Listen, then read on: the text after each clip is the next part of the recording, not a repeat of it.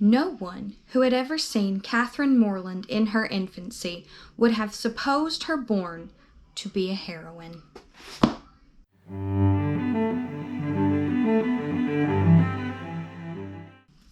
Hello friends, and welcome to my channel. My name is Haley and I am a Christian wife, homeschooling mother of 3, out to redeem my very own literary education.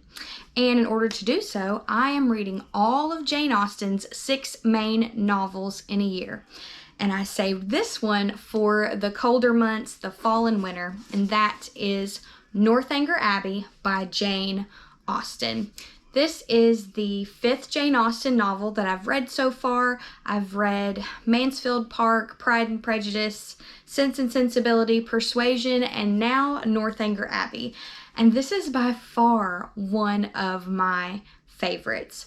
Northanger Abbey is a gothic satire, so it's sort of poking fun at the idea of the gothic novel while still being a really great story in itself and while still maintaining a love and respect for the gothic novel, which I really loved about this book. So in this book, we follow Catherine Morland, who is not your typical heroine. She's not witty like Elizabeth Bennet, or lively, or over-studious, or honestly anything except a normal girl with a normal, loving family who is a bit quirky and naive because she has spent most of her life in a loving home in a small town with very few acquaintances. She finally gets the opportunity to travel into Bath with their neighbor, Mr. and Mrs. Allen, and that's when she starts to realize there is a lot to learn about the world, and everyone is not quite as good nor quite as trustworthy as you would hope they would be.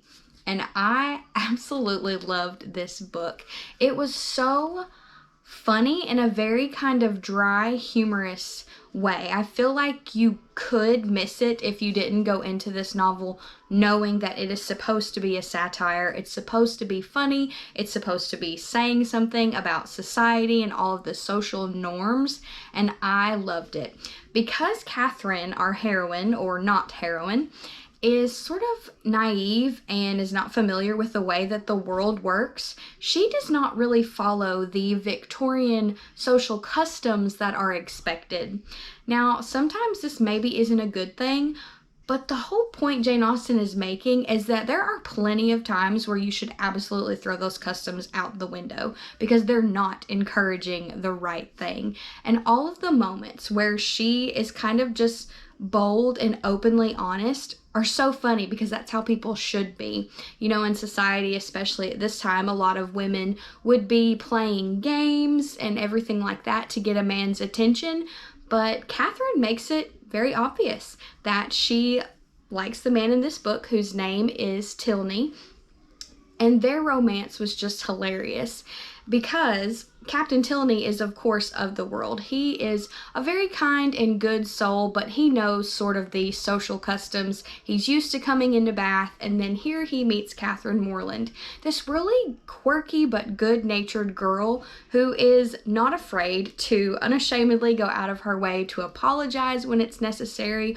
or to let her know that she's interested in him in a very respectful way. Now, I read this book alongside of the Literary Life podcast, and that is a podcast that you absolutely need to listen to if you love classic books. So basically, it's like a book club where they teach you about the history and the time period, but also just discuss the book. And there are 3 hosts. 2 of them are married, and another one is Cindy Rollins, who is a very well-known woman in the Charlotte Mason homeschooling community. And I absolutely love this podcast, and I read Northanger Abbey along with them, and it made the experience so much better because there are a lot of things I did not know about the Victorian time or the social customs, what was and wasn't right. And so listening to them talk about that made me read the book in a lot better way. I feel like I would have missed some things if I had not listened to the podcast.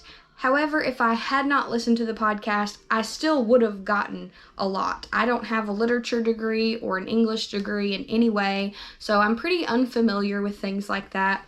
but Jane Austen is definitely timeless, and you can enjoy it whether you understand all that historical context or not. But it certainly made the book a whole lot better. I also listened to Mansfield Park with the Literary Life podcast at the beginning of the year, and I loved it. There are several episodes. They worked through a few chapters at the time, and it made this reading experience so much better. But Catherine Morland is one of my favorite characters because she is just so good-natured, and in this book you see her grow so much just by having to deal with people who aren't as good as she thought they were. So we have a brother and sister duo who are, I would say, the villains of the story. They are John and Isabella Thorpe, and they remind me so much of Henry and Mary Crawford in Mansfield Park that it's not even funny. These two are honestly kind of bullies, but Catherine doesn't really understand she's being bullied at first because Isabella, the sister, does it in a very just demeaning and almost respectful way. Like, she's not respecting you, but the way she says it, it kind of goes around the social norms, and she's just using Catherine basically to get to her brother. And there were so many times that I got so mad at this sibling set for what they were doing to Catherine and keeping her away from Tilney. But the way that she learned from that and grew from that and stood up for herself was phenomenal. And I particularly loved the romance in this book because I felt like it was very realistic. This isn't, and that's sort of part of what makes this the satire, is that it's not this great romantic thing. He didn't save Catherine from falling and twisting her ankle or, you know, all the things that happens in the romance novels.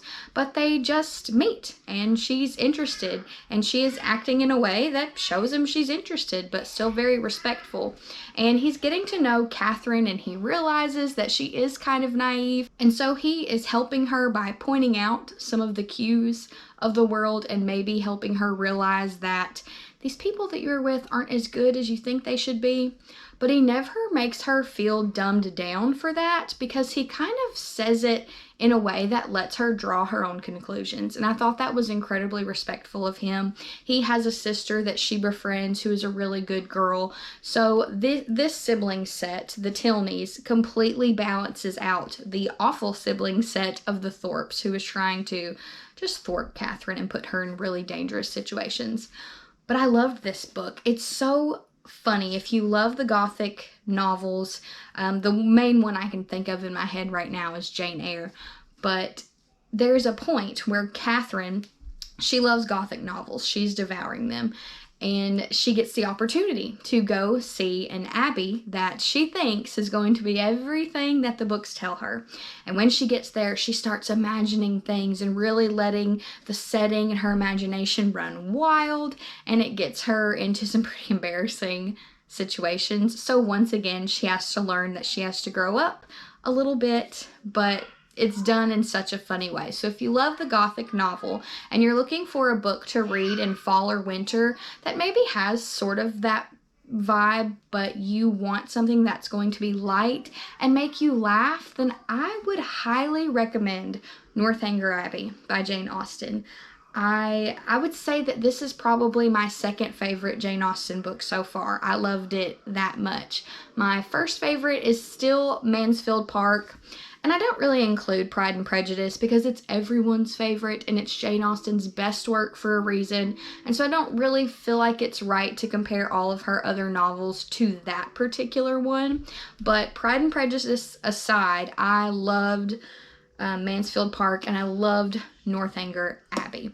And so I'm really excited because now I only have one Jane Austen novel left in order to have read all 6 of them, and that is Emma. And I am going to be reading that in December and wrapping it all up, and I can't wait. But if you have read Northanger Abbey, please let me know what you thought about it in the comments below and tell me which Jane Austen novel is your favorite. I'll see you next time, friends. Happy reading!